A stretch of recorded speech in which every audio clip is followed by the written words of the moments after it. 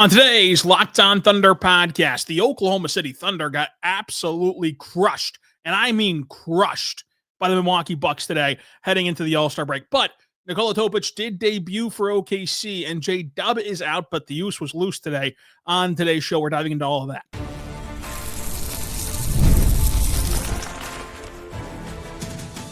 You are Locked On Thunder, your daily Oklahoma City Thunder podcast.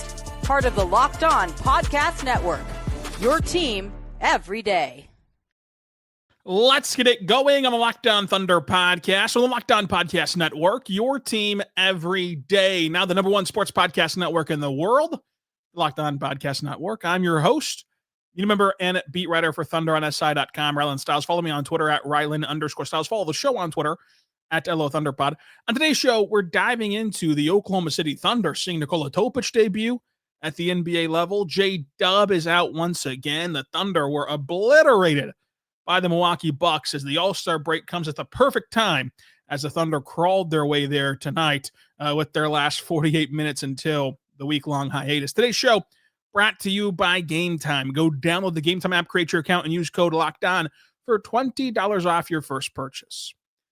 In this game, no SGA, no AJ Mitchell, no Isaiah Hartenstein, no Sorber, no Brandon Carlson, or Jalen Williams. Nikola Topic, of course, makes his debut, but the Bucks, they were without Miles Turner. They were without Giannis, of course. Even Ryan Rollins didn't play in this game. The Thunder starters were Cason Wallace, Isaiah Joe, Lu Dort, Jalen Williams, and Chet Holmgren. And you saw the result. They got absolutely busted. So we'll get to that game in just a moment, but some housekeeping notes before we just dive into what a performance this was, or lack thereof a performance from OKC. J-Dub re-aggravated that hamstring strain. I mean, this was a situation where we covered him leaving the game early yesterday and knew that everyone's going to be waiting on that Friday or Thursday injury report for that Bucks game. And on the injury report, it said hamstring strain, and he'll be reevaluated post All-Star break. No idea when he'll be returning, and make sure that you are also aware that a reevaluation date does not guarantee a return date. The Thunder do not play again, though, until Friday, so that's a silver lining against the Brooklyn Nets next week. And even then, that's not a very important game against Brooklyn, so it'd be interesting to see if he will or will not play. Look, it is a shame that J-Dub is out, and you assume, of course, that they did not rush him back by any means. There would be no need to rush him back by any means. That's not how this team would operate. I think that you can look no further than even last year when the Cavs were breathing down their neck the entire season for the one seed. They still did not change their approach to anything. I think that this is one of those things where you can feel 100%, but these nagging injuries can flare upon you at any time. It'll be very tough for him to navigate the rest of this season while dealing with this hamstring injury. Because, one day you can feel great. 2 days later, it can tighten up on you. I mean, do you need to look at what's going on in Lawrence, Kansas right now with Darren Peterson? I mean, hamstrings, cramps, this stuff is nothing to deal with, but with J-Dub, it's hamstring issues, and it's a shame because it's obviously frustrating for J-Dub. This was a game on Wednesday against the Suns that he looked like his old self, and he had not looked that good since last postseason. Like, that was the postseason J-Dub. That was the All-NBA J-Dub. He had not gotten to that level since then.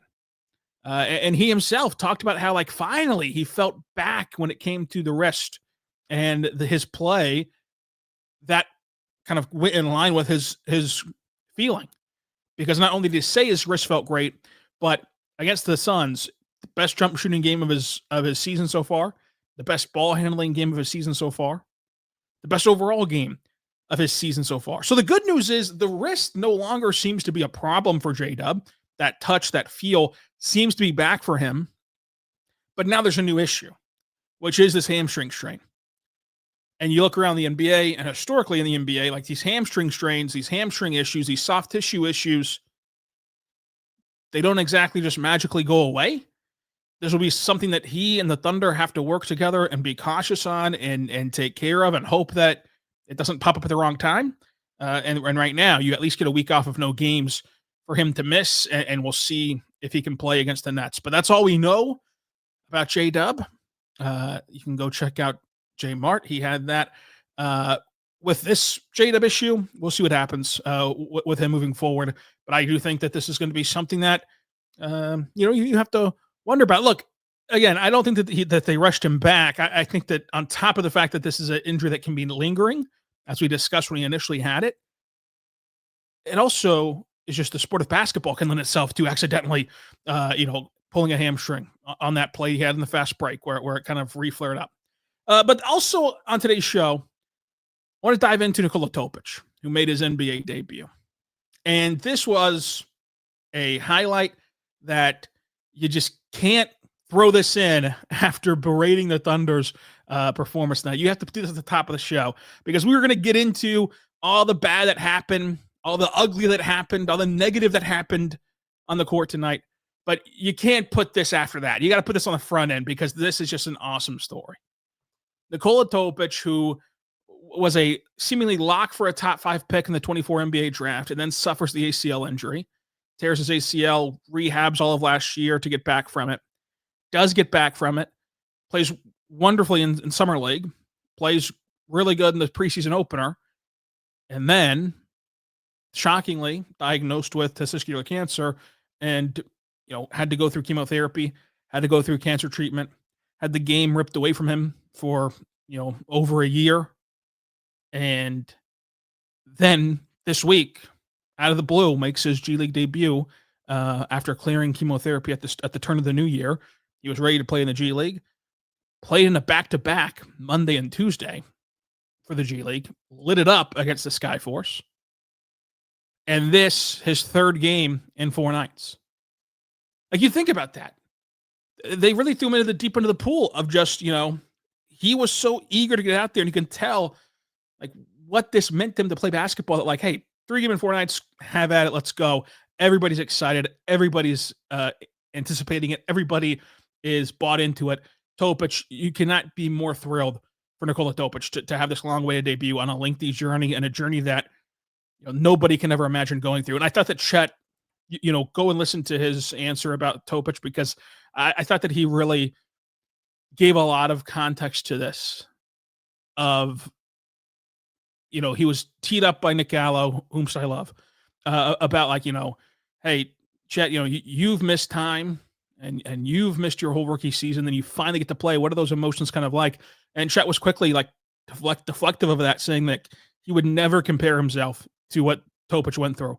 And that anybody who's battling cancer is fighting for their life, and Chet was fighting to get back on the basketball court. And those are two different things. And I think that that answer, along with Mark, when Mark was talking about Topic and how, you just forget what chemotherapy, if you've ever been around it, and, sadly many of us have, but you forget what that can do to somebody's body, and how,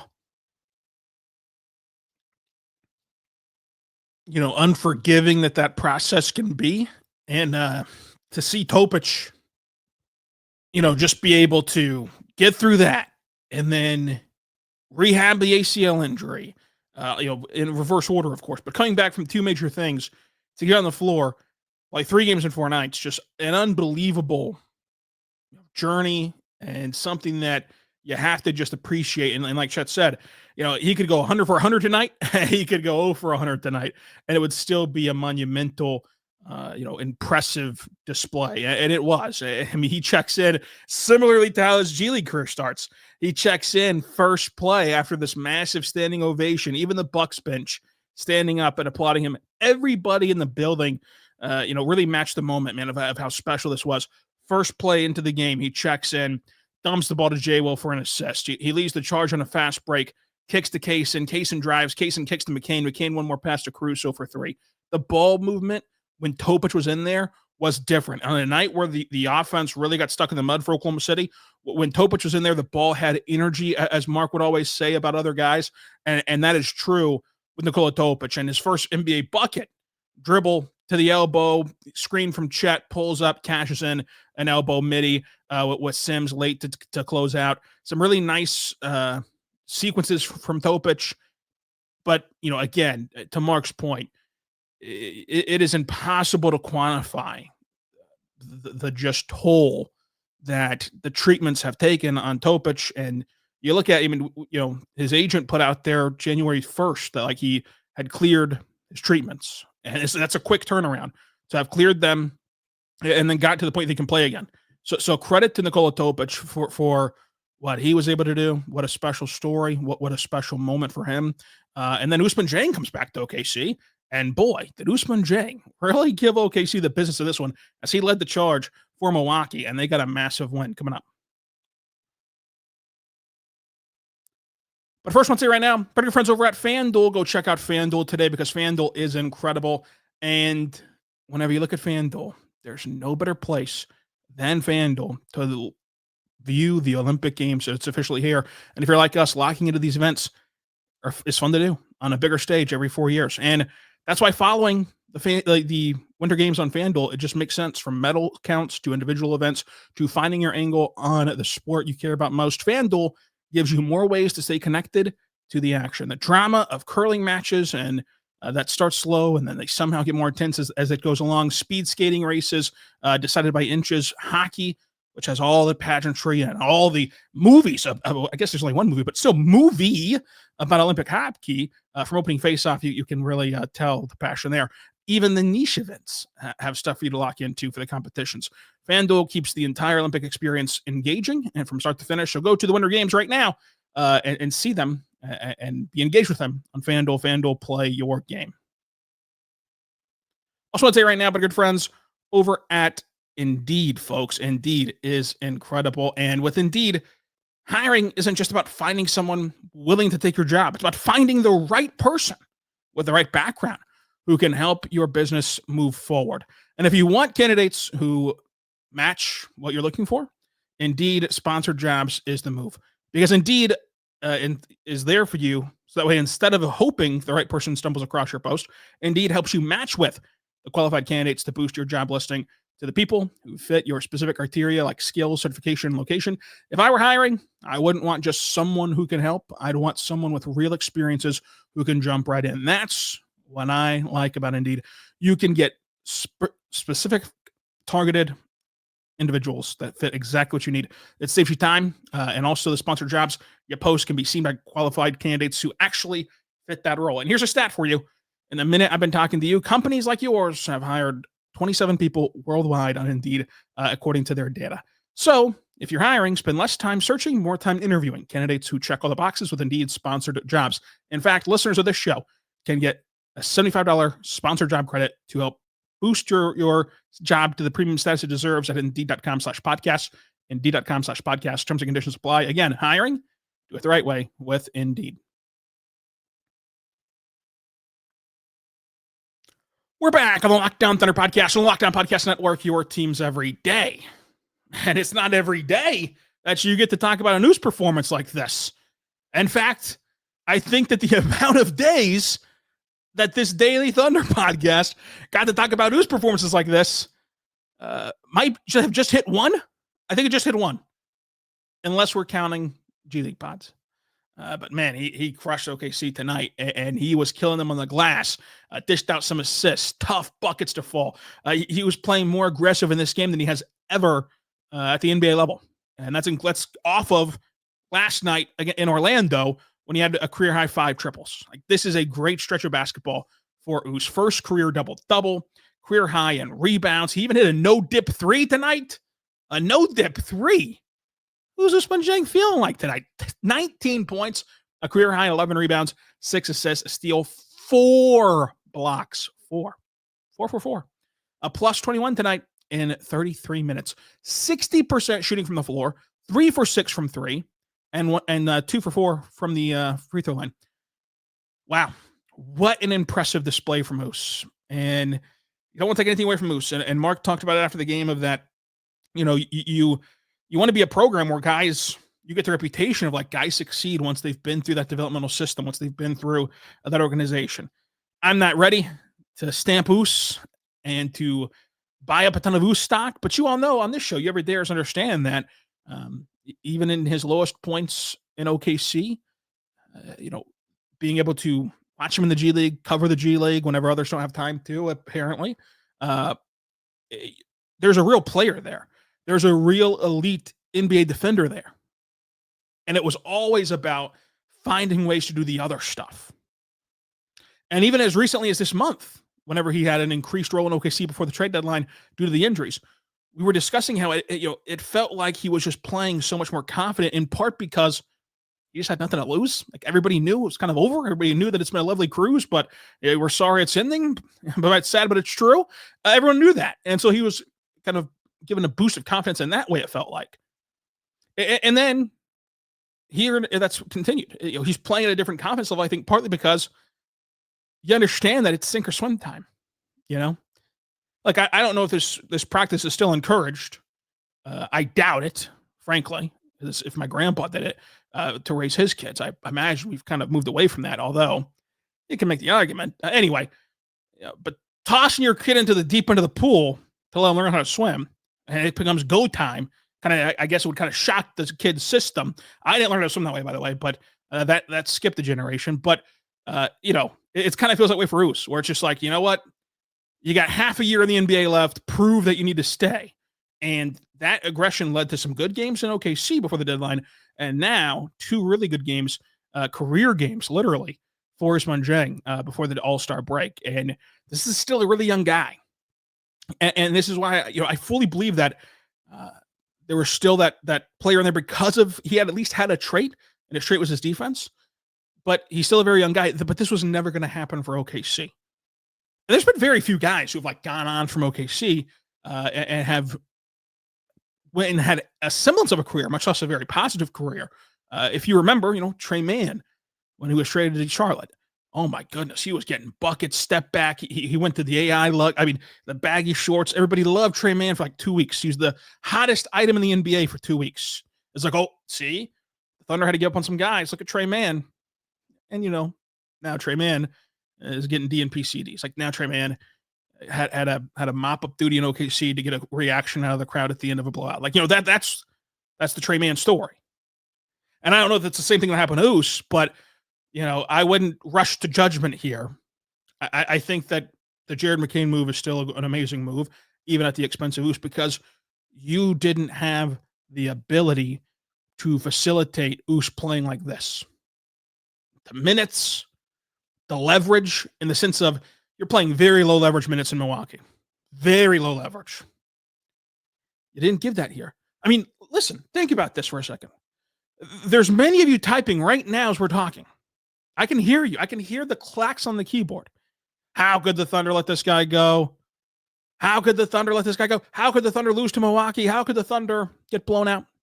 You won't even give this team grace whenever they're without all these top guys, Shea and AJ and J-Dub and iHeart. The pressure on this team is to still win. That's the expectation. That's the standard. And to do it, but while looking effectively.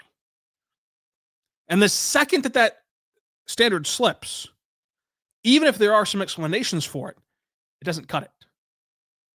That's a different level of pressure, and that is, part of the Usman Dieng story. When the expectation level rose for the team, they quickly couldn't find the minutes for him anymore. And when they could find the minutes for him, you didn't like him on the court. Now he's playing in very low leverage, a very house money situation for the team and for him individually. He's gotten the longer opportunity and runway where if he has a bad play, he knows he's not going to be yanked off the court. And he's produced the last 2 nights. But he also produced before the Thunder, before the trade deadline. Let's not forget that. It's just, I think that this was something that had to happen. I don't think that there was a future for Us to do this. It's similar in a way to Josh Giddey, where it's like Josh Giddey had a fantastic season a year ago for the Bulls. He was never going to play that way in OKC, ever. I think it's the same thing here with Us. But the Thunder, oh my goodness. Look, first and foremost, you have to just acknowledge the Thunder as currently constructed with the players who are active in this game. They are a fringe playoff team in this conference, a fringe playoff team. So you have to keep that in mind with the level of anger you let yourself get to. Because I know it's the Thunder logo and the Thunder uniforms and the Thunder reputation. But we take a step back. The players who played tonight, if they had to play an 82-game season of just those guys, fringe playoff team. Might be a spunky play-in team. And likely a team that you pull the plug on and go ahead and try to get to the NBA draft ladder. But we have plenty of time next week to talk about the tanking wars that are going on in the NBA.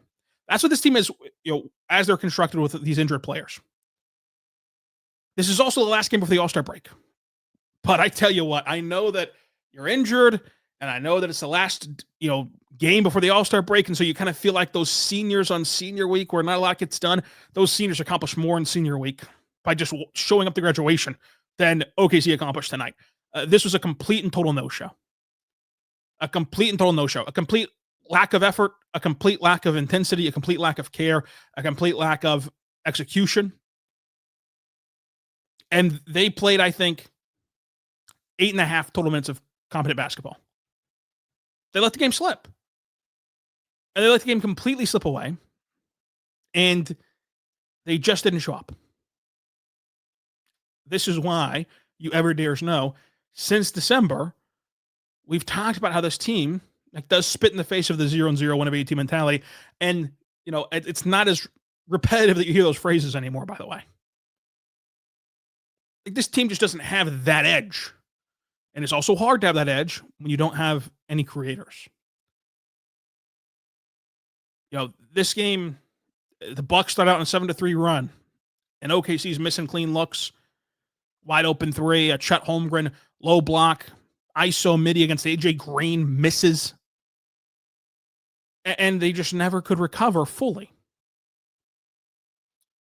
And the Bucks in this game controlled everything. OKC goes on an 8-0 run. Here's the Bucks going on a 12-2 jolt. OKC stacks a few stops in the third quarter. They're missing their shots on the other end. OKC gets it back to a single-digit game. The Bucks blow them out of the water. From a 9-point game to a 16-point game at the end of the third quarter. And then to start the fourth quarter, Bucks starting a 6-0 run. Mark has to call a timeout with 10:41 to go in the fourth because nothing is getting through to this team. Right in this game for 48 minutes, nothing got through to change anything about them. They had the same mistakes over and over again. And there's a large degree of what we talked about just a second ago. At some point, you've got to just throw your hands up and say, this team that is healthy, you shouldn't be expecting them to have consistent offense. You shouldn't be expecting them to win basketball games. You shouldn't be expecting them to play good. The effort thing, I would agree that the effort was off tonight. I just would. But as far as the execution goes, they just are not capable of executing offense right now with the guys who are available. Not for sustained stretches. Thunder got down by as many as 24 tonight. As many as 24 points tonight. OKC only led by 3. Just 1 lead change and 3 ties. The Bucks did everything to control this game. They controlled the tempo, the pace. They played better defense. They got more stops. They suffocated OKC's momentum. They kept the Thunder at an arm's length. Not only did Milwaukee hit open shots, but they hit more tough buckets than OKC did. Their defense ended anything OKC could ever try to get going. They shot the lights out of the gym from 3, and they dominated the paint. Other than that, how was the rest of the play, Mrs. Lincoln? You're never going to win a game this way. Ever. If you let your opponent do that. But again, does it matter?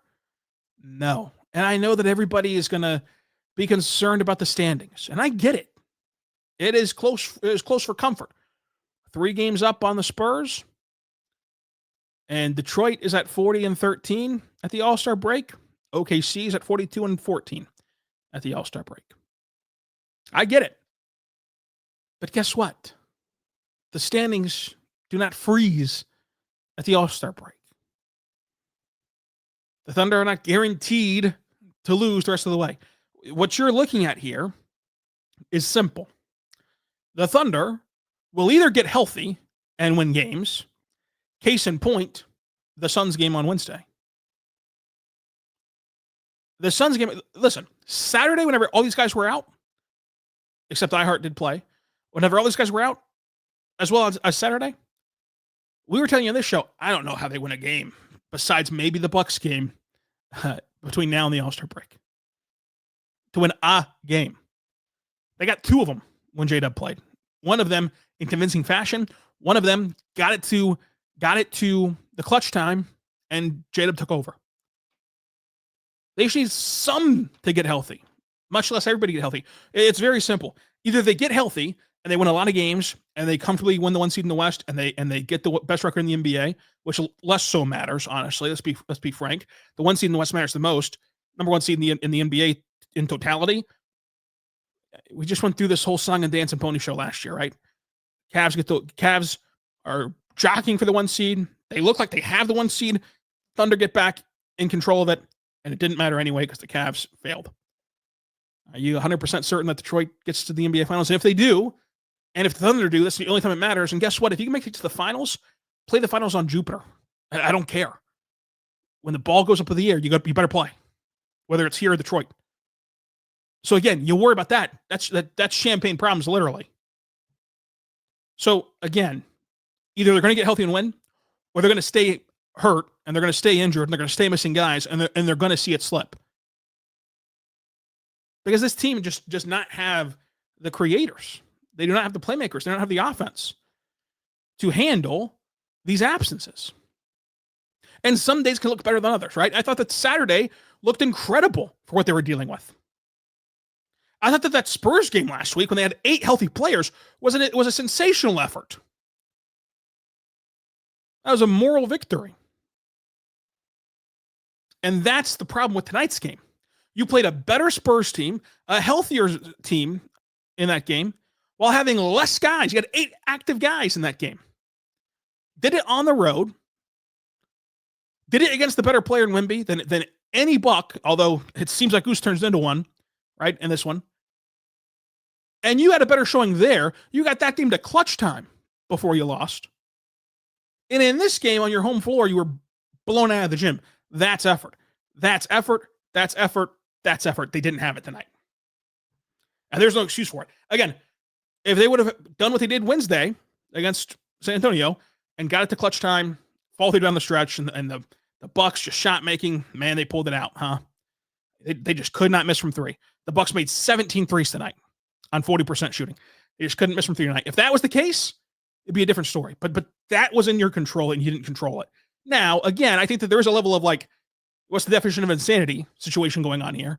How many times are you going to sit here in the comments and shake your fist that the Thunder offense is bad whenever they don't have their best players?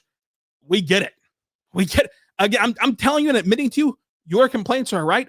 If they don't have these guys, they're a fringe playoff team, and you can forget the contention part of it. So everyone's on the same page here. They need to play with better effort. They need to get healthy, or they're not contenders. But if they do get healthy, they're going to win a lot of games, and they're going to be a contender. They're the best in the league. It's that simple. It's that simple. Coming up, though, let's talk about the individual performances. Chet Holmgren, speaking of the definition of insanity, let's talk Chet Holmgren, who deserves a fair and honest review in this one.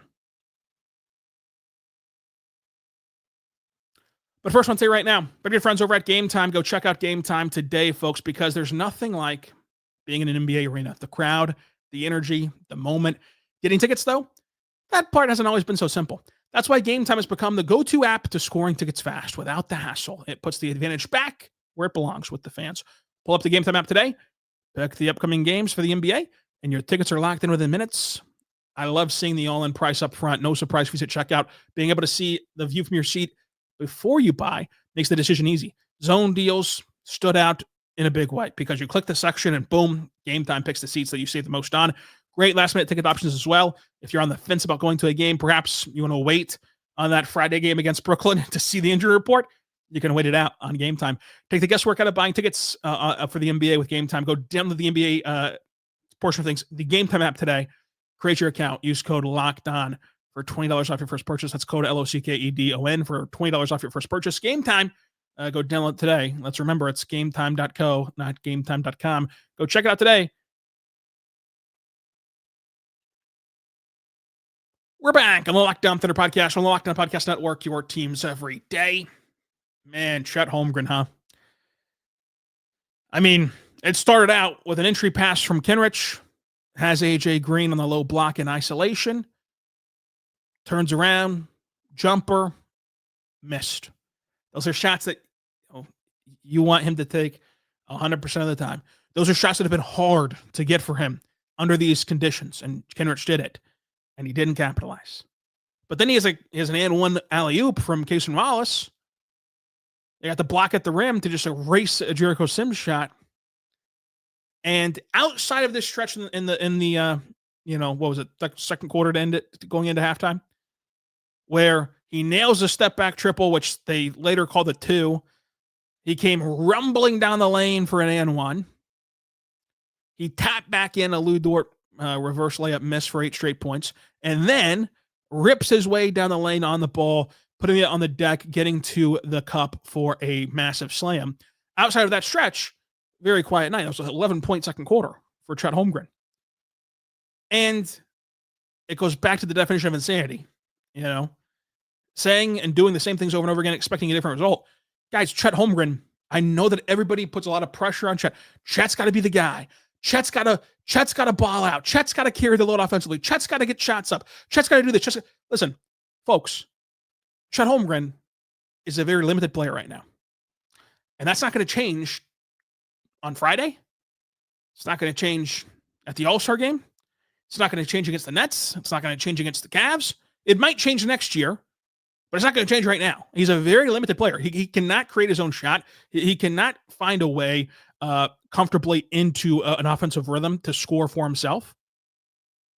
And that's been consistent even in the great times. You everydayers know this, but if you are missing basketball, go back and check the archives this season. When this team was 24-1 and the vibes were immaculate, this team was going to set the win record, although I never bought into that.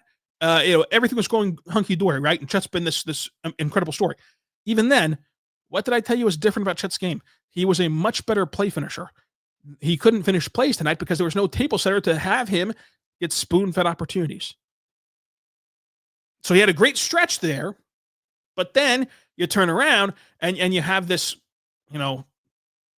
opportunity in the corner where he thinks about a 3, he hesitates, then Bobby Portis gets inches closer, and then he goes, you know what, let's just go ahead and shoot it anyway, and launches it and misses it. Just not comfortable creating for himself, not comfortable being the guy offensively. That's why the conversation of who's the real number 2 scoring option was always silly. And again, you can check the tapes. This was consistent. This has been consistent the entire year. The entire year. Even debating Jeremy Lamb on this topic, former Thunder guard. Like, Chet is not the number 2 scoring option. And that's not a bad thing. You have the luxury of having both of them, Chet and J-Dub, and they complement each other so well. Chet's best when he gets putbacks. Chet's best when he gets rolls to the rim, and he's a dump-off option in the dunker spot, and he's set up in the mid-range with an entry pass, and he turns around and hits midi. Has a clean catch and shoot from 3. Cuts to the rim. He's cutting now and rolling now to the rim more than ever before in his career. Like, he's best at doing those things. And that's led to an offensive lead for him. He's not been putting the ball on the deck and creating his own shot a whole lot, including in the good times. So why did you expect anything different today? And a lot of you did. A lot of you commented, oh, you better take Chet to task. Folks, I've been telling you about this with Chet forever. It's just the reality. It's not taking him to task. It's not getting on his case. It's just the reality. He's not very good at self-creation offense. And so when you don't have a creator for him, he ends up looking not the best, not to his standard, not to what you expect from him, not an all-star offensively. And again, this is not a forever thing. It's a this year thing, but it is going to stay that way this year, I think. I think that it'd be silly to expect him within one season to make that jump. Now, maybe next year, that's what you add to your game this summer, if you're Chet. But it's not going to happen on the fly as much as you want to hope and wish it into being. And so I'm just here to tell you the truth. He has some good moments even in this game. But again, it didn't reach the heights that perhaps you built up in your head about him. They just did not have the creators to get him the ball. And that was the biggest thing. And still, he had 16 points, 13 rebounds, 4 assists, 2 blocks, 5 for 12 shooting, 0 for 4 from 3. You want to see him hit some more threes, obviously. But again, we talked about one that he just kind of gave away. You need more from Cason Wallace. You need more from pretty much everybody, especially, Lu Dort tonight was rough, but it's been a rough season for Lu. It just has. He drew an illegal screen. He got a steal and a bucket to capitalize off a lazy pass early in the first quarter. He played off the catch and got downhill for a stop on the dime mid-range pull-up. But then other than that, the other play was he made some circus shot, which was a bad processing decision by Lu, driving off the catch in that instance into traffic instead of taking the three, getting chested up and just throwing up a shot and having it fall in. And Milwaukee calls the timeout to get whenever OKC got that within single digits, and then that's whenever they went on their run after that timeout. So just 9 points from Lu, 4 for 12 from the floor, 1 for 6 from 3, 1 for 7 from Case and Wallace. I thought that Caruso was awesome. I thought that J. Will had a mighty fine game from J. Will. I thought that Isaiah Joe started out hot, and he did. Because Isaiah Joe's playing the best basketball of his career, and a big reason for that is how fearless he's playing right now. Knocks down that catch-and-shoot three while sliding away from a defender. That was great. Knocks down the 30-foot three-pointer off the dribble pitch out from Chet. That was incredible. Cuts right to the basket. He gets a pass from J. Will, takes advantage of being played up so high. And these are starting to see the counters of Isaiah Joe's game where he's taking advantage of defense is pressing up on him, trying to take away the three, cuts by him, gets to the rim. Then you see that DHO with J. Will the next time down, where he takes advantage of how much attention the Bucks are giving him, gets downhill instead off the dribble, flings a live dribble pass to Aaron Wiggins for three as the low man shades over in the paint to stop Joe because, hey, you got two playing behind Joe now. Of the 5 guys on the court, you got the guy that got the screen, you got the guy chasing him. They're both behind Joe. Low man steps over out of the corner. You don't want to leave a corner shooter. Joe, live dribble pass, makes him pay for it. Those are 2 massive counters and 2 massive pieces to add to his game that can punish teams. And he's doing that very well this season.